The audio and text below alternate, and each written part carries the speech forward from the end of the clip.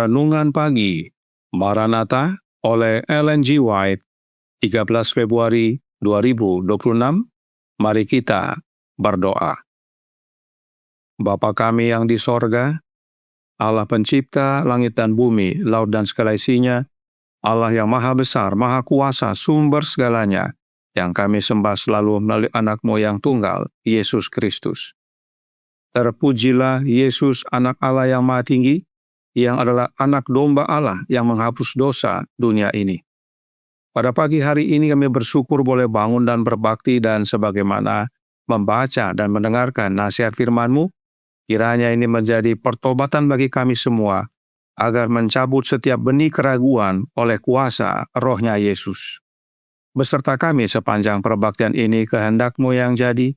Ampun kami akan dosa dan salah, karena kami berdoa hanya dalam nama anak Allah yang tunggal, Yesus Kristus, yang adalah Tuhan dan Juru Selamat kami. Amin. Renungan hari ini akan dibacakan oleh Opa Hans Tikonuwu.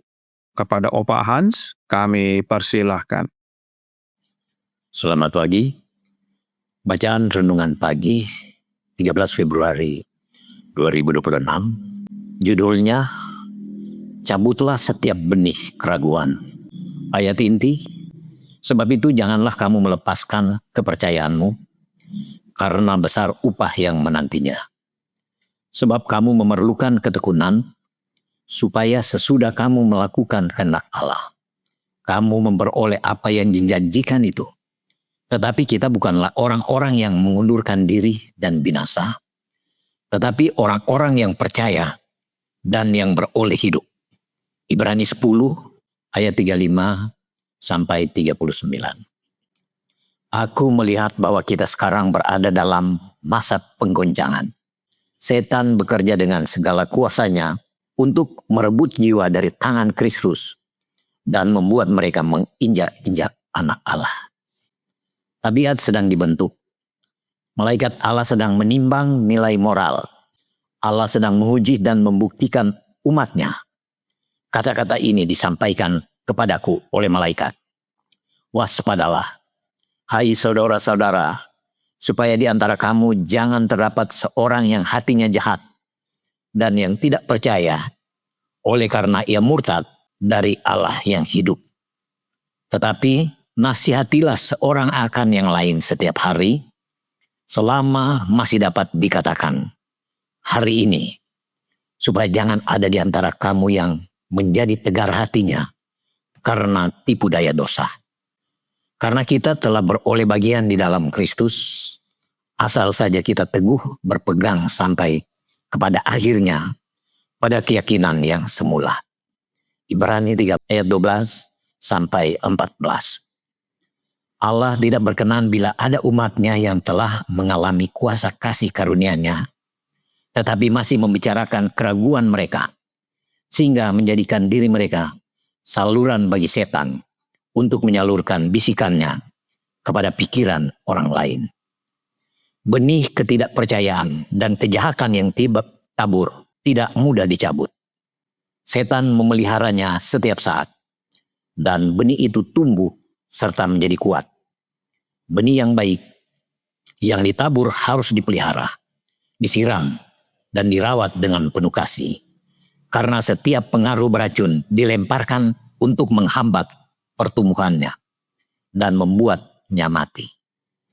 Usaha setan sekarang lebih kuat daripada sebelumnya, sebab ia tahu waktunya untuk menipu sudah singkat.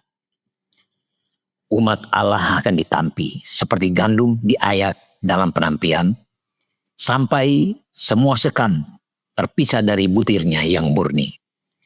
Kita harus memandang pada Kristus sebagai teladan dan meniru pola kerendahan hatinya. Aku diperlihatkan upah orang-orang kudus, yaitu warisan yang kekal. Lalu kepadaku diperlihatkan betapa banyak penderitaan yang telah ditanggung umat Allah demi kebenaran, dan mereka menganggap surga itu murah. Mereka menilai bahwa penderitaan zaman sekarang ini tidak dapat dibandingkan dengan kemuliaannya akan dinyatakan kepada mereka. Umat Allah di akhir zaman akan diuji. Tetapi segera ujian terakhir mereka akan datang dan kemudian mereka akan menerima karunia hidup yang kekal. Demikian bacaan renungan pagi ini. Terima kasih, Tuhan Yesus memberkati. Terima kasih atas penata-layanan Opa Hans. Tuhan Yesus memberkati. Selamat pagi saudaraku dalam Tuhan. Roh Nubuat berkata dalam Testimonies for the Church, volume 1, halaman 429, paragraf 1. Seorang malaikat perlahan dan dengan tegas mengulangi kata-kata ini. Betapa lebih beratnya hukuman yang harus dijatuhkan atas dia yang menginjak-injak anak Allah, yang menganggap najis darah perjanjian yang menguduskannya, dan yang menghina roh kasih karunia. Apakah maksudnya menginjak-injak anak Allah? Roh Nubuat menjawab dalam The Review and Herald tanggal 10 Maret tahun 1891 paragraf 5. Setan terus-menerus berusaha untuk menggagalkan karya agung penebusan. Betapa pentingnya, betapa besarnya tema penebusan ini, karena dia yang telah melakukan keselamatan manusia adalah cahaya kemuliaan Bapa, gambar wujud dari pribadinya. Lalu, bagaimana sorga dapat memandang mereka yang mengabaikan keselamatan yang begitu agung, yang dikerjakan bagi manusia dengan pengorbanan yang tak terhingga? Inilah artinya menginjak-injak anak Allah, yaitu mengabaikan keselamatan yang agung yang Yesus telah kerjakan dengan pengorbanan yang tak terhingga. Dalam paragraf 6 dikatakan, Sang Pencipta keselamatan yang ilahi tidak meninggalkan satupun bagian yang tidak lengkap dalam rencananya. Setiap fase dari rencana itu sempurna. Dosa seluruh dunia ditanggung oleh Yesus, dan keilahian memberikan nilai tertinggi pada penderitaan umat manusia di dalam Yesus, agar seluruh dunia dapat diampuni melalui iman di dalam Sang Pengganti. Orang yang paling berdosa pun tidak perlu takut, sebab Allah akan mengampuni, karena berkat kemanjuran pengorbanan ilahi, hukum Taurat akan dihapuskan. Melalui Kristus, orang berdosa dapat kembali setia kepada Allah. Betapa menakjubkan rencana penebusan dalam kesederhanaan dan kepenuhannya. Rencana itu tidak hanya menyediakan pengampunan penuh bagi orang berdosa, tetapi juga pemulihan bagi pelanggar, membuka jalan agar ia dapat diterima sebagai anak Allah. Imannya dapat mempersatukannya dalam kelemahannya dengan Kristus, sumber kekuatan ilahi, dan melalui jasa Kristus, ia dapat memperoleh persetujuan Allah, karena Kristus telah memenuhi tuntutan hukum, dan ia memperhitungkan kebenarannya kepada jiwa yang bertobat dan percaya. Jubah tanpa noda yang ditenun di alat tenun sorga menutupi orang yang menyesal. Inilah karya agung Allah demi keselamatan manusia. Tetapi setan berusaha gagalkan dengan cara membuat manusia ragu. Apakah benar kita yang begitu berdosa ini dapat diampuni dan diterima oleh Allah? Benih keraguan demi benih keraguan setan tabur, hingga akhirnya manusia berdosa menolak atau mengabaikan pengorbanan Kristus yang begitu berharga. Dan jika menolak atau mengabaikan jasa pengorbanan Kristus, maka itulah artinya menginjak-injak anak Allah. Itulah yang setan sedang kerjakan sekarang ini. Renungan pagi hari ini berkata dalam Maranatha halaman 52 paragraf 2. Aku melihat bahwa kita sekarang berada dalam masa penggoncangan. Setan bekerja dengan segala kuasanya untuk merebut jiwa dari tangan Kristus dan membuat mereka menginjak-injak anak Allah. Padahal, renungan pagi hari ini berkata bahwa tabiat atau karakter sedang dibentuk. Malaikat Allah sedang menimbang nilai moral. Allah sedang menguji dan membuktikan umat-Nya. Dan satu-satunya cara untuk menerima tabiat atau karakter sempurna hanyalah dengan menerima jasa Kristus. Tetapi setan berusaha supaya jasa Yesus diabaikan dan diinjak-injak. Akhirnya, karakter ilahi tidak menjadi bagian manusia dan manusia pun binasa.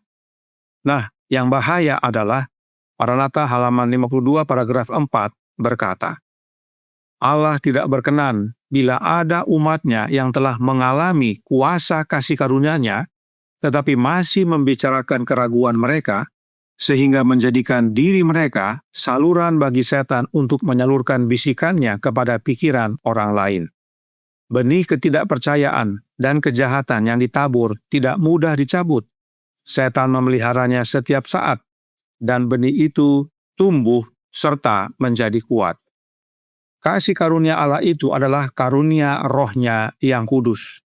Banyak yang sudah mengalami kuasa pekerjaan Roh Kudus di dalam hidupnya, tetapi masih membicarakan keraguan mereka. Nah, orang-orang yang suka membicarakan keraguan ini akan digunakan setan menjadi saluran keraguan kepada orang lain. Akhirnya, benih-benih keraguan bertebaran di dalam jemaat dan sulit dicabut. Dan renungan pagi hari ini berkata, usaha setan sekarang lebih kuat daripada sebelumnya, sebab ia tahu waktunya untuk menipu sudah singkat. Setan berusaha kuat agar keraguan itu tidak dapat dicabut. Karenanya Roh Nubuat berkata dalam manuskrip 66 tahun 1865 paragraf 5 yang berbunyi, satu benih keraguan yang ditabur dan manusia tidak berdaya untuk membunuhnya. Hanya Allah yang dapat mencabutnya dari jiwa. Karenanya, saudaraku dalam Tuhan, serahkanlah hati kita kepada Yesus. Sebab Allah bekerja di dalam hidup kita oleh kehadiran anaknya, Immanuel.